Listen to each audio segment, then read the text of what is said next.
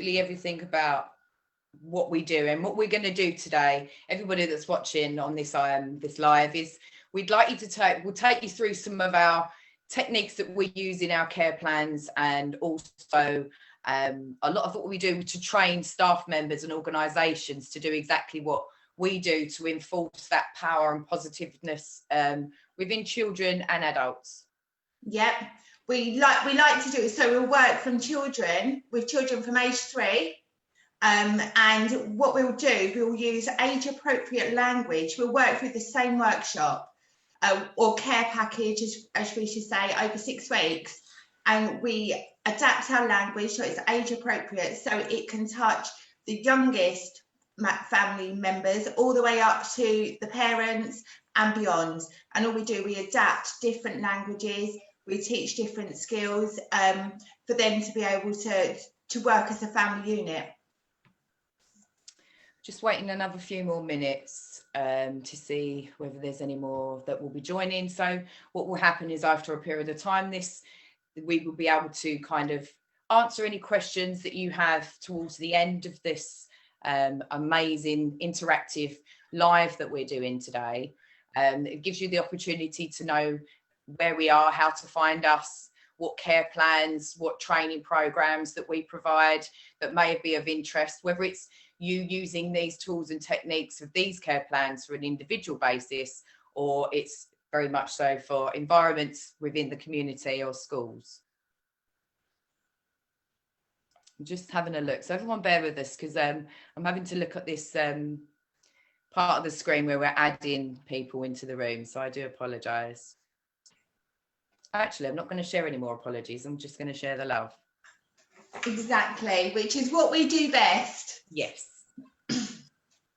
First of all, before we start, Natasha sadly can't be with us today, but we'd love to send all of our love and light out to Natasha.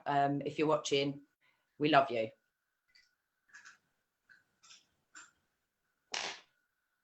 Okay, what is the time? 20 past. Okay. I think we're going to start. So just a brief message about Now's the Time for Change and what we briefly do. So Now's the Time for Change is an emotional wellbeing and mental health service where we use therapeutic coaching and mentoring with children within schools. We do families within the communities and individuals, helping to boost self-esteem and confidence and growth mindsets, improve resilience. We do. We work, as we said before, and as I mentioned earlier, we work with children as young as 3, and we do this to work to help improve both mental, emotional well-being, as well as getting children and the rest of the family members to recognise different feelings, different behaviours, and to start practicing communication, because quite often communication is key, as well as acknowledging how you're feeling.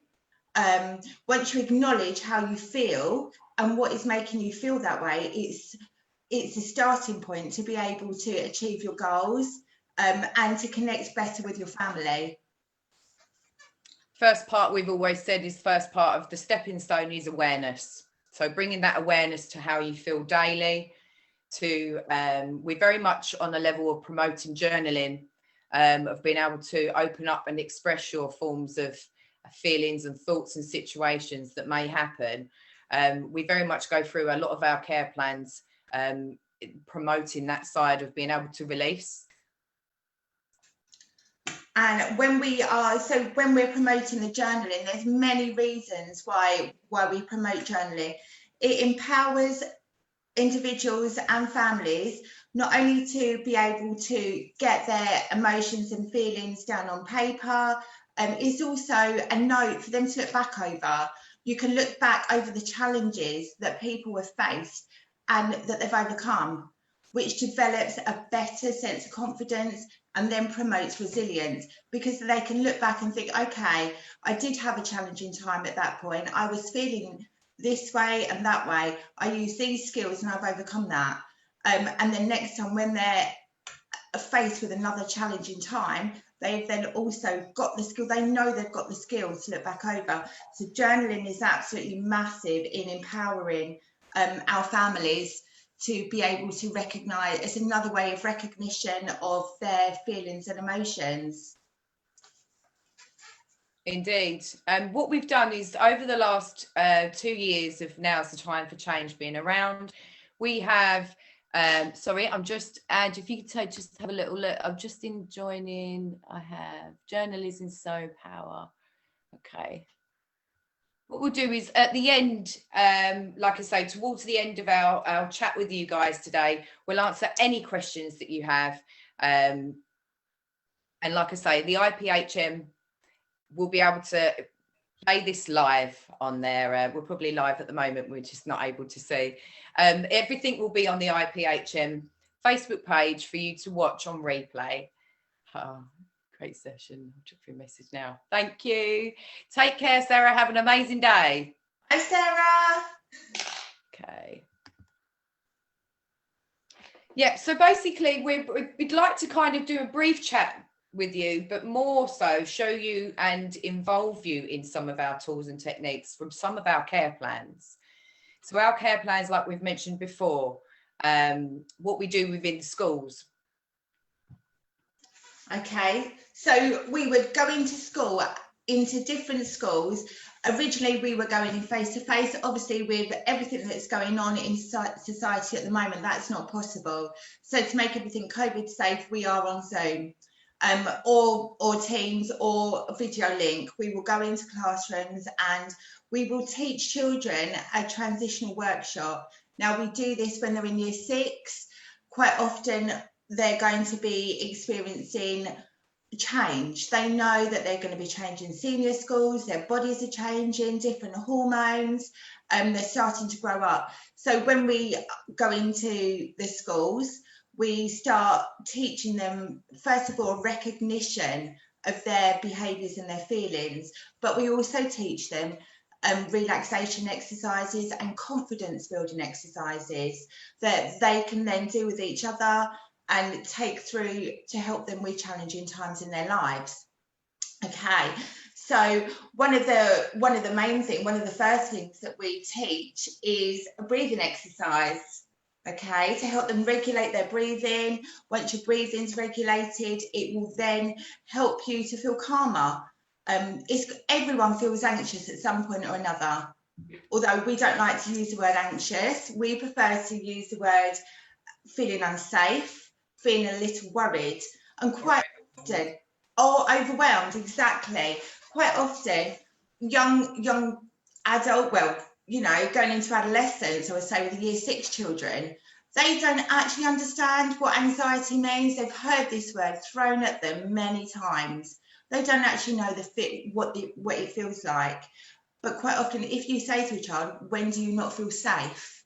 It will give them a better understanding of what anxiety is. Because when you're feeling anxious, you don't feel safe. So teaching them a breathing technique. So shall we do some breathing?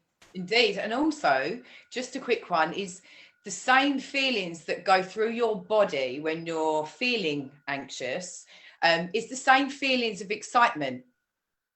So what we do is we generally help the children by doing the breath technique that Angie's going to show you to help them ground and bring back into the present moment, to stop a lot of the mind running away, and also the bodies of the feeling stressed and overwhelmed. So we're gonna do some tools and techniques from what we do in the school programs, and then we'd like to talk about what we do within the communities and family base. Okay, so when I'm with the year 6 children, I like to teach them something that I call squeezy nose breathing. Okay, now the children find this quite amusing, but it's a fun and easy way. And like I say to the children, by regulating your breathing, it will make you feel calmer. So if you cover one of your nostrils with your finger, and we're going to breathe in for 4, I'll count you in.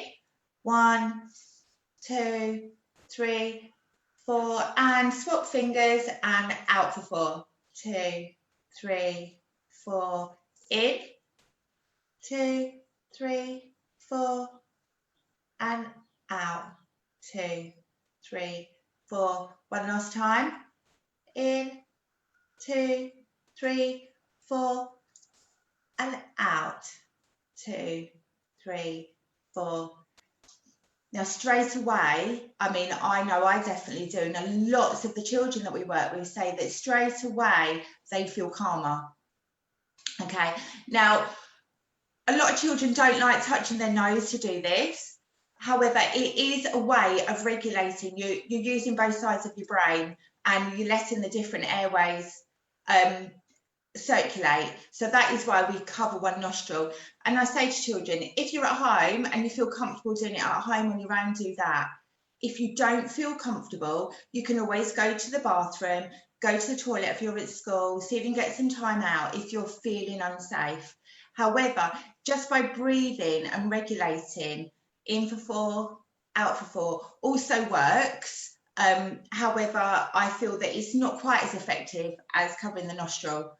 But it's a little bit more fun isn't it, for them to be able to use that kind of squeezing nose. It's quite funny. Absolutely. So yeah, whichever works. So there is that technique, and we also do the lion breath. Okay, which Kelly, I don't know if you want to. It's quite difficult because we have to stand up for that, don't we? And just stand up. Let's get everybody standing up at home, shall we? So we spend most of our time sitting down with all of these Zoom calls. So I'm going to put a point where you can see us both standing up. And if you do the lion breath with everybody, I'll take people through with the tapping, the emotional freedom tapping that we teach the children. Okay, perfect. So the lion breath. So it's about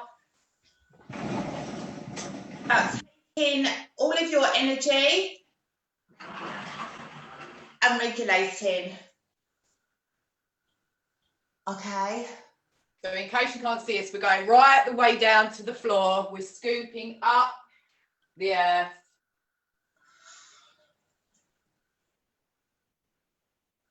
Sit. It's when muscles.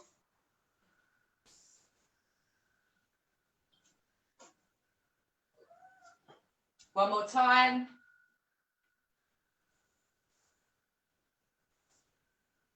Just by doing this, the children that we have and interacted in the school helps them regulate movement as well as using their breath at the same time.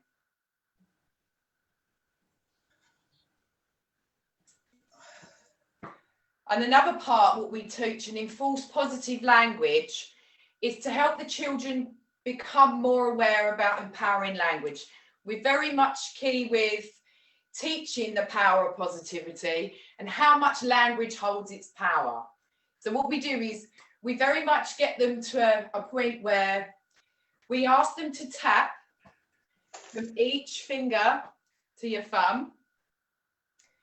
We do find that boys tend to like to do the karate chop. We ask them if they like to do forms of karate. So we tap here, affirming, I am strong. I am enough. I believe in myself.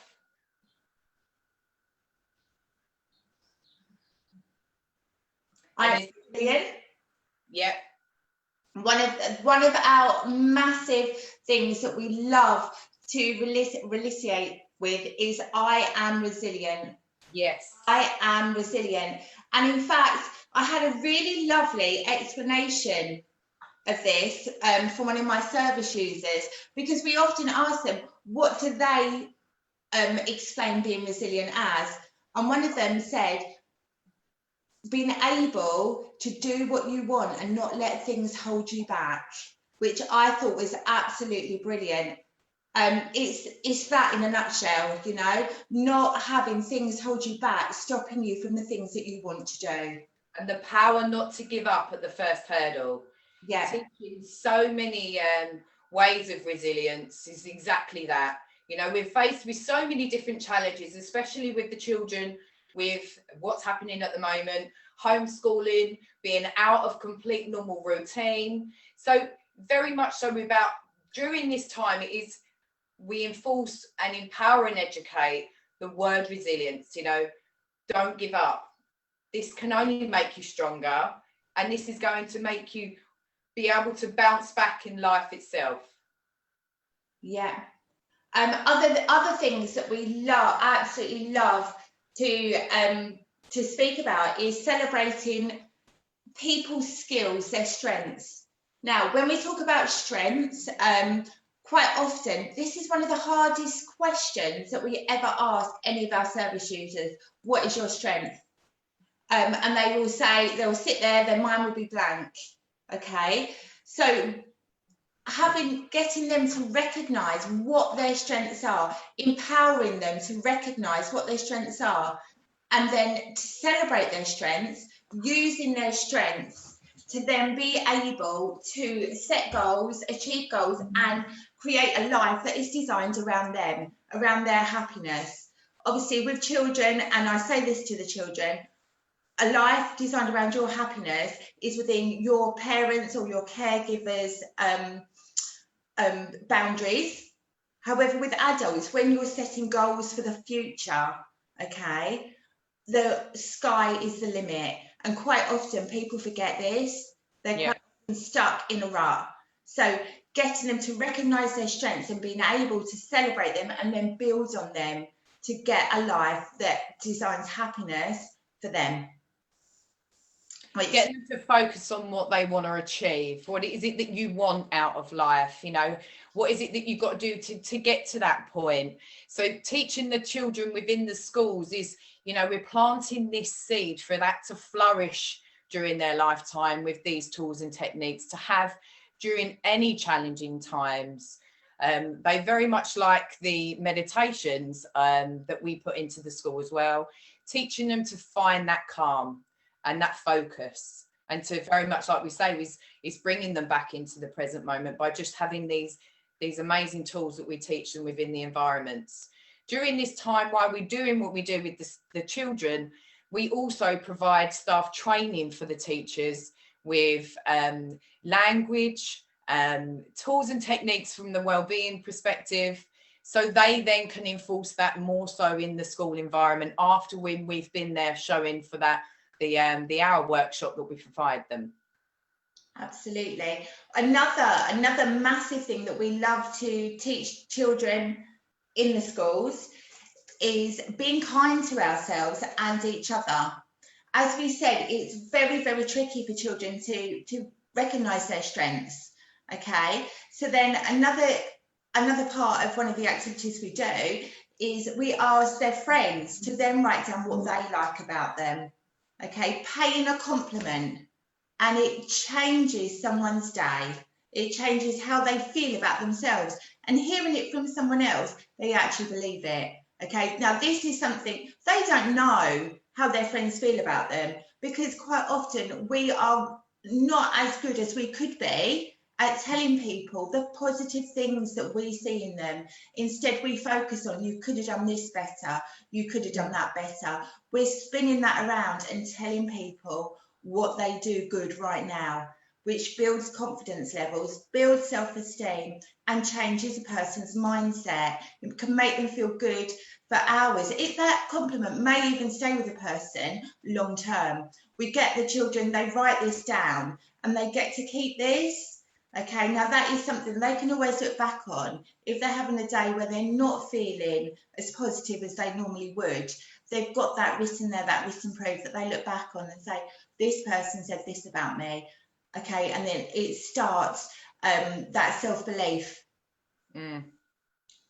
Definitely. Even just a smile, we encourage the children, even a smile can change how you feel within your body, within your feelings, letting off all the happy endorphins in your body to be able to express that smile. Because if there is a child that's in the classroom that's not feeling so great, and they're aware that they're not feeling great, even just that smile can really help that child and the other child that they're smiling with. Absolutely.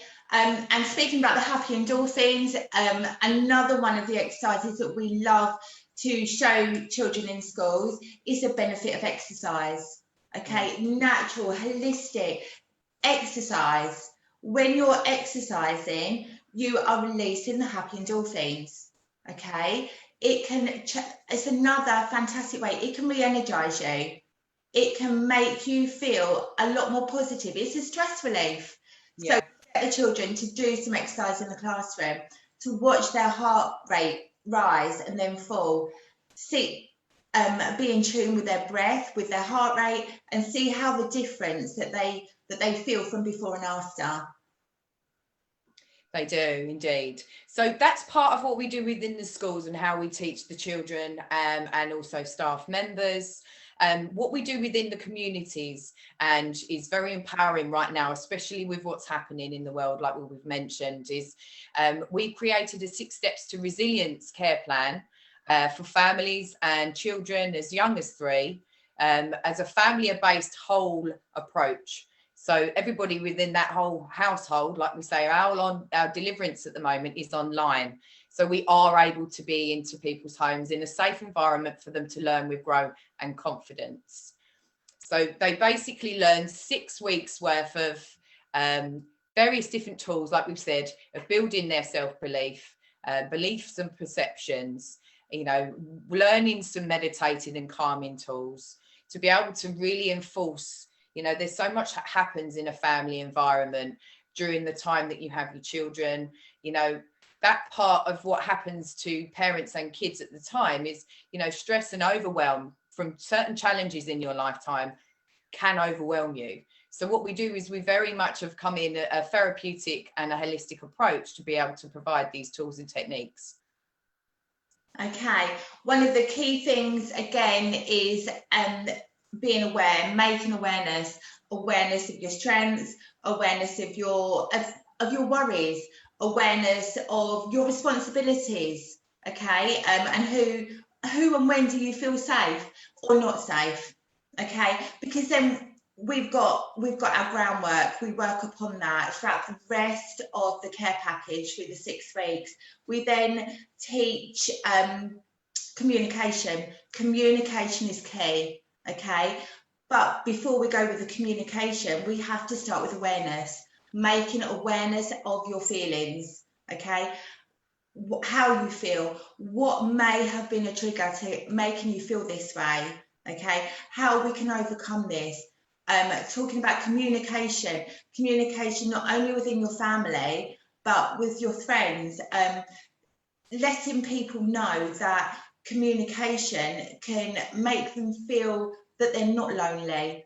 When someone has something that plays on their mind, it could be possibly a fear, it could be a bout of anxiety, although we don't like to use that. It could be they're not feeling safe.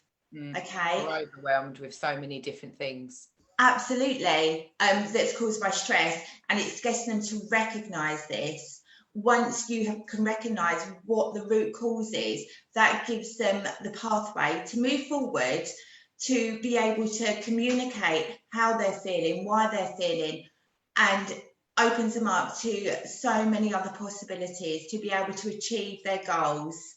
Helping them release their worries and concerns, and helping create new pathways in the mind of positive behaviours, growth mindsets, believing in themselves, and helping them recognise their strengths and skills. Absolutely. And by doing this, again, we teach families to be kinder to each other, to try and see things from other people's points of view, to be mindful of other people's feelings as well as their own, to look for the positives in situations. One of the, again, we love to do the affirmations with the families.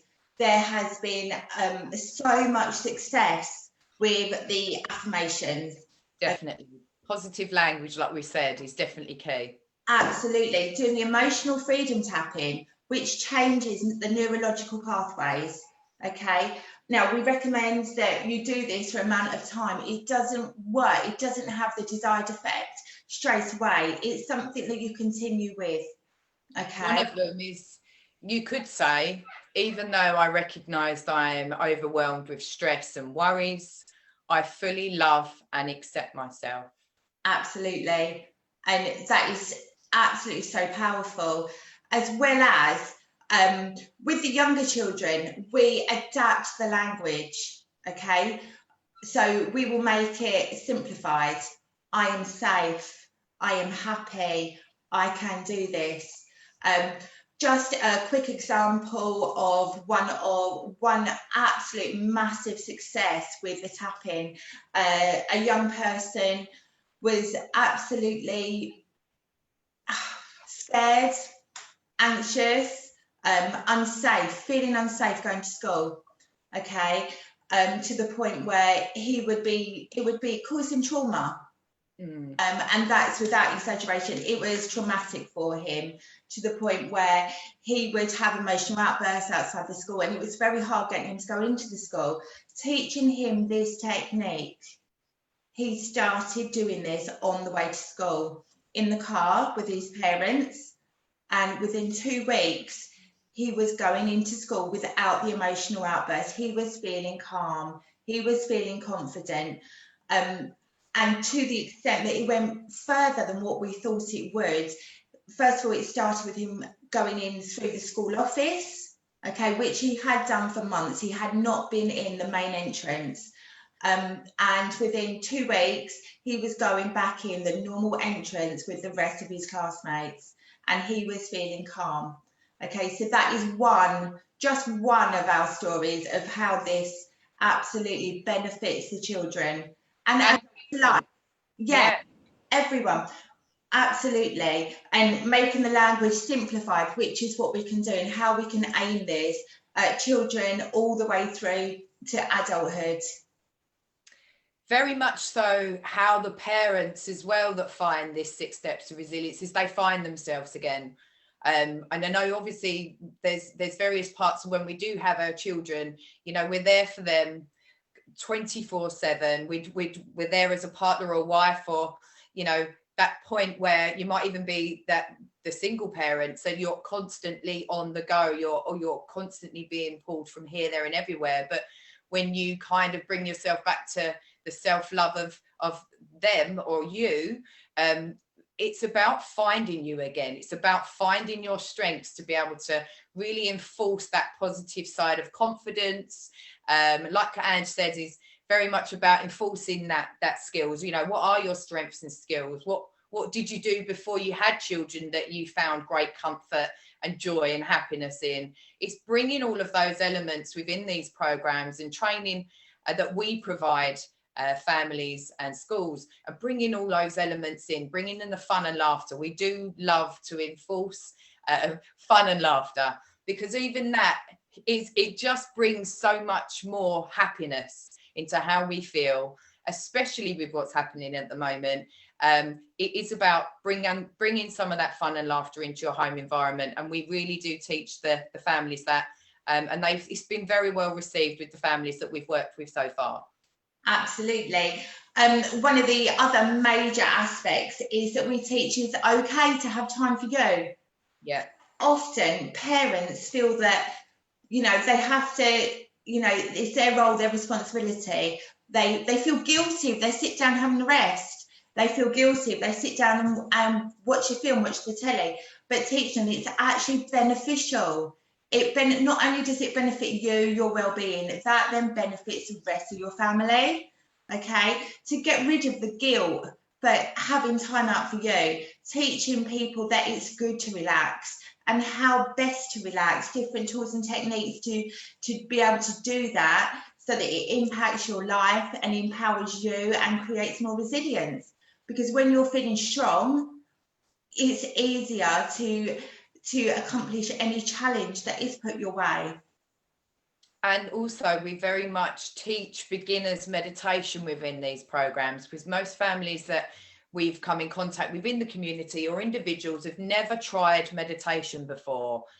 So we empower and educate, you know, the benefits, the huge benefits behind meditation.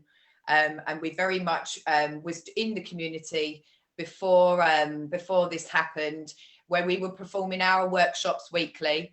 But now what we do is very much incorporate this within the 6 steps to resilience. And again, it's been very well received from the parents and the children that have never done this before, that are now bringing this into day-to-day life.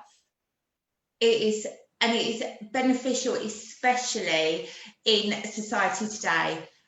Everybody's lives are so busy. there's pressure on children at schools, there's pressure on the home, there's pressure from work, there is added pressure everywhere. Quite often, you have two parents within a household, both working, you've got the children there, you know, it's juggling all the responsibilities, the workload is just piled on, but it's teaching people it's okay to stop, it's good to stop, let that go.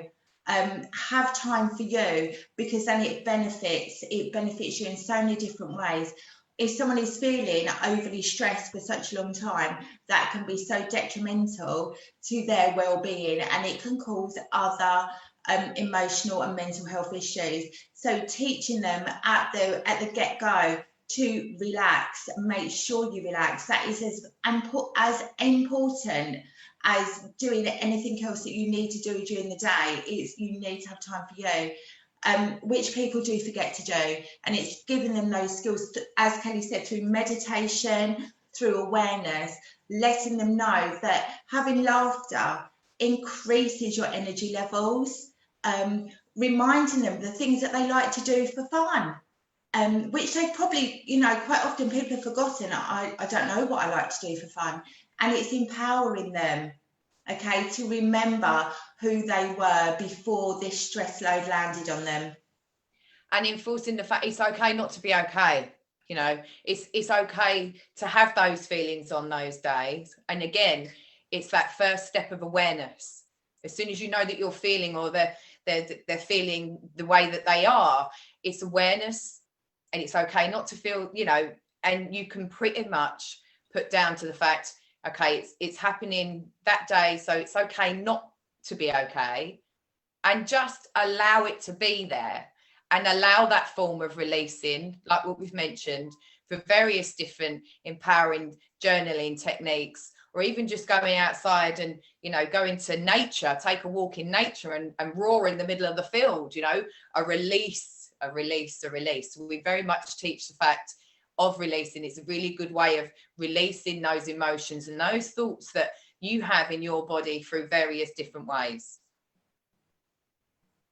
Absolutely. We've actually got 5 minutes. We do love to talk, don't we, Ange? And we wanted to be able to kind of bring in so many different exercises and stuff, but we also wanted, why we've got 5 minutes is also to talk about how we train staff members, teachers, using the power of language, and also being able to help enforce them with the language that they can give the children, that holds the high vibrational words, that makes people feel good, and to help look from an outside in and give that advice to that person, and help them empower them with all of these wellbeing tools and techniques, like I've mentioned, for them to learn for themselves, to use with themselves, and also to teach others what they have been taught. So we have 5 minutes. That if there's any questions or answers anyone has for us, we'll quite happily answer. Just thinking, have we run over absolutely everything that we wanted to this morning? Is there anything else that you want to add this morning, Ange? I think one of the things that we haven't mentioned is how the head, the heart and the gut is all connected. Integration techniques is one of our biggest ways of us being able to really empower everybody that we teach, all of these care plans, master courses, and everything that we do. Yeah, and it's teaching people the awareness of knowing that there is a mind all the way through to your body connection, and by having a healthy mind, you're going to empower yourself to have a healthy body. Sorry, I'm just typing back to some messages.